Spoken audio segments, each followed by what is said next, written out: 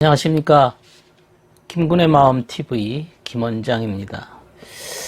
이번 시간에는 자비하심에 대해서 우리 주님의 자비하심, 주님의 자비에 대해서 생각해 보려고 합니다.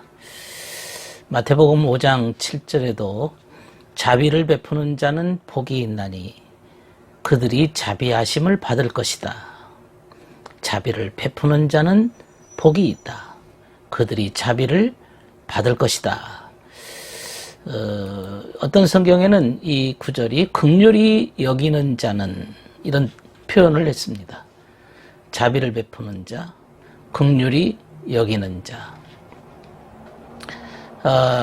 자비라고 하는 이 단어는 어떤 내용이 들어있는가 하면 우리에게 공격을 하고 피해를 입히고 해서 분명히 상대방이 죄가 있다고 확실하게 판단되는 그러한 자들에 대해서도 마음속에 애정을 갖는 겁니다. 참 어려운 구절입니다. 자비를 베푼다고 하는 것은 확실하게 문제가 있는 나를 향해서 피해를 입히고 공격을 하고 나를 아주 심각하게 위해를 가하는 자들에 대해서도 애정을 베푸는 겁니다. 그들을 용서하고 선을 베풀어 주는 것입니다. 좀 더 포괄적이고 용서를 해주고 하는 이 용서보다도 더 포괄적이고 광범위한 그러한 범위가 있습니다.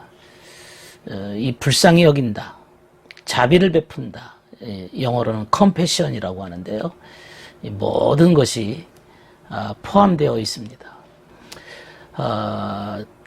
불행을 당하거나요, 또 재난을 겪은 사람들에게 이렇게 선행을 베풀어 주는 것까지 포함하고 있습니다.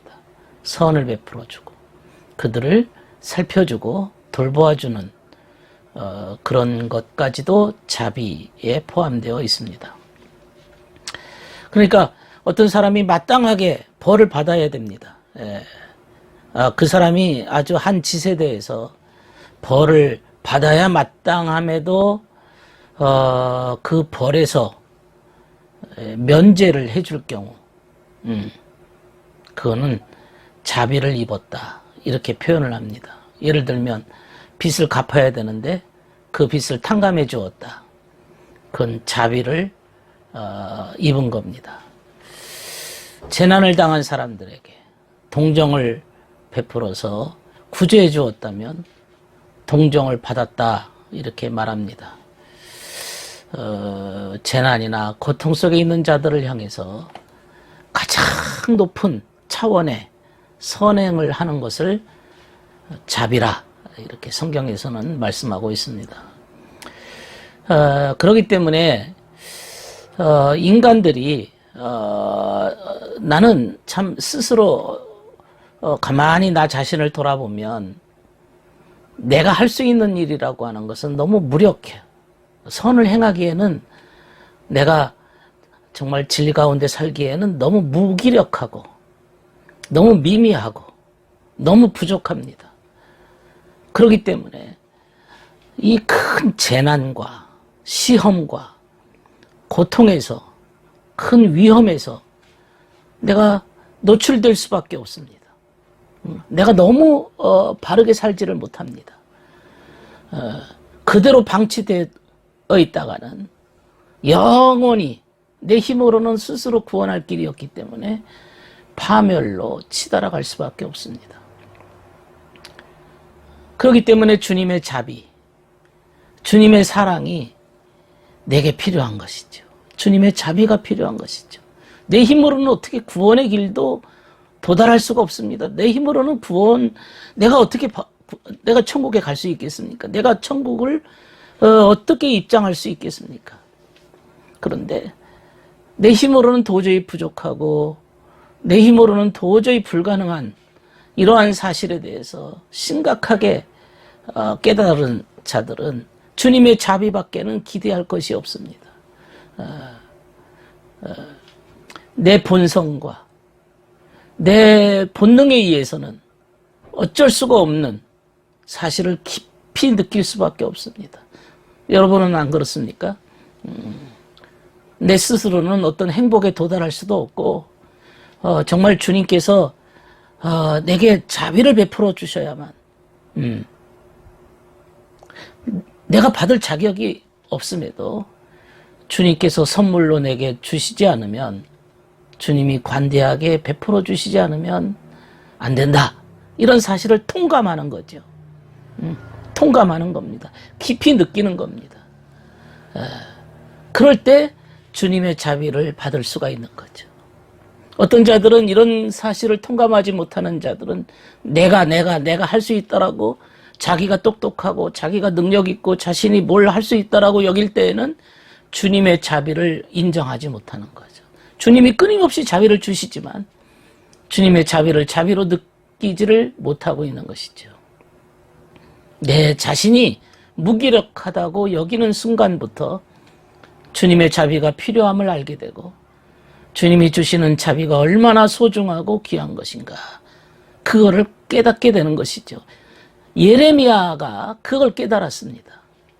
예레미야가 말하기를 여호와의 자비와 긍휼이 무궁하심으로 우리가 진멸되지 않습니다. 예레미야 애가 3장 22절에 말씀하고 있습니다. 나는 진멸될 수밖에 없어. 그런데 주님의 자비와 긍휼이 무궁하셨기 때문에 내가 진멸되지 않고 이렇게 살아있다, 이런 얘기죠. 정말 주님의 자비가 없어진다면, 주님의 자비가 철회된다면, 주님의 자비를 걷어가신다면 어떻게 될까요?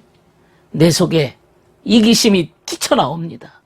내 속에 아주 웅크리고 있는 악이 튀쳐나옵니다. 내 안에 바로 이때다 하면서 더러운 것과 죄악된 것이 막 튀쳐나옵니다. 주님의 자비가 있기 때문에 그나마 이런 것들이 튀쳐나오지 않는 것이죠. 예, 얼마나 감사합니까? 그런데 주님께서는 그 자비를, 그 선물을 보류하시거나 처리하시는 분이 아니라 인간에게 끊임없이 사랑과 자비를 베풀어 주셔서 인간들의 마음속에 흘러가도록 막 부어주십니다. 우리는 그 자비를 받을 방을 준비해야 됩니다. 그 방이 내 안에 주님의 자비, 그 깊이 느낄 수 있는 방이 있기 때문에 그 사랑을 받는 그릇이 있어야만 그 사랑을 받는 자들, 그분의 사랑을 받고 있다는 특별한 그 사랑을 느끼고 있는 자들은 모든 것이 주님의 자비로 여깁니다.